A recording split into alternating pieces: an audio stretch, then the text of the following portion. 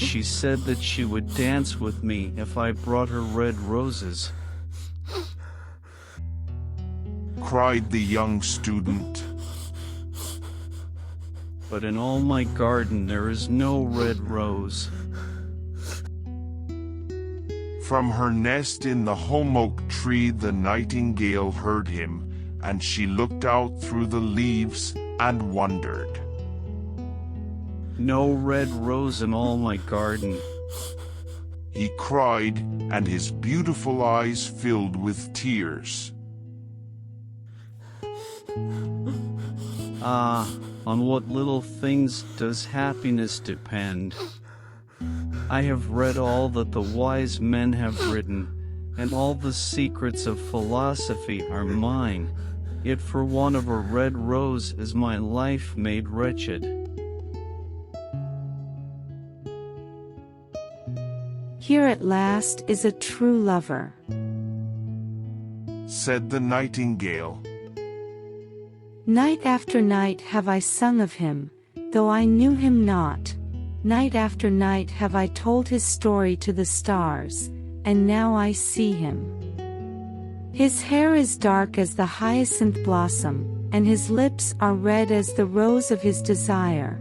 But passion has made his face like pale ivory, and sorrow has set her seal upon his brow. The prince gives a ball tomorrow night,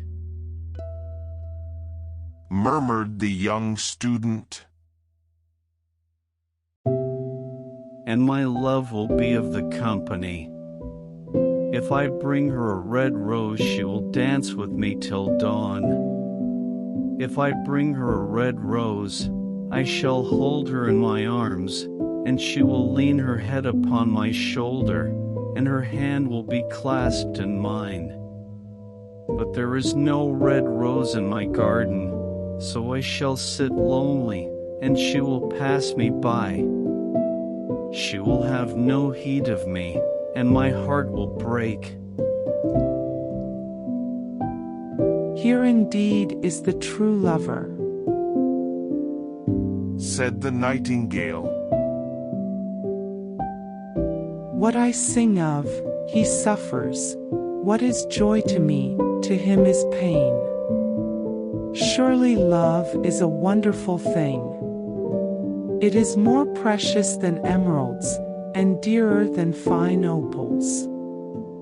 Pearls and pomegranates cannot buy it, nor is it set forth in the marketplace. It may not be purchased of the merchants, nor can it be weighed out in the balance for gold. The musicians will sit in their gallery, said the young student, and play upon their stringed instruments, and my love will dance to the sound of the harp and the violin. She will dance so lightly that her feet will not touch the floor, and the courtiers in their gay dresses will throng round her. But with me she will not dance, for I have no red rose to give her. And he flung himself down on the grass, and buried his face in his hands, and wept. Why is he weeping? Asked a little green lizard, as he ran past him with his tail in the air. Why, indeed? Said a butterfly who was fluttering about after a sunbeam. Why, indeed? Whispered a daisy to his neighbor in a soft, low voice.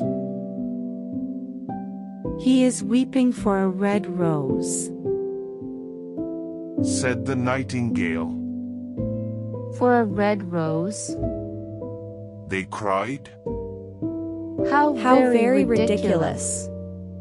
And the little lizard, who was something of a cynic, laughed outright. But the nightingale understood the secret of the student's sorrow, and she sat silent in the oak tree, and thought about the mystery of love.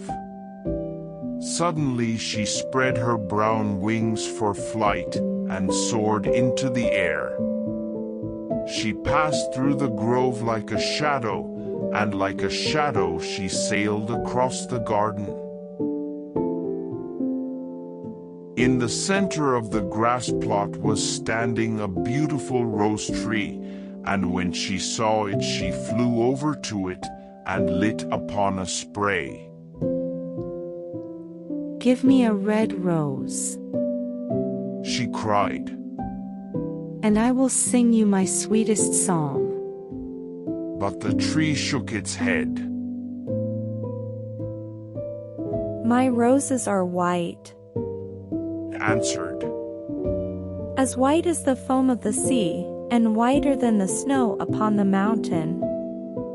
But go to my brother who grows round the old sundial, and perhaps he will give you what you want.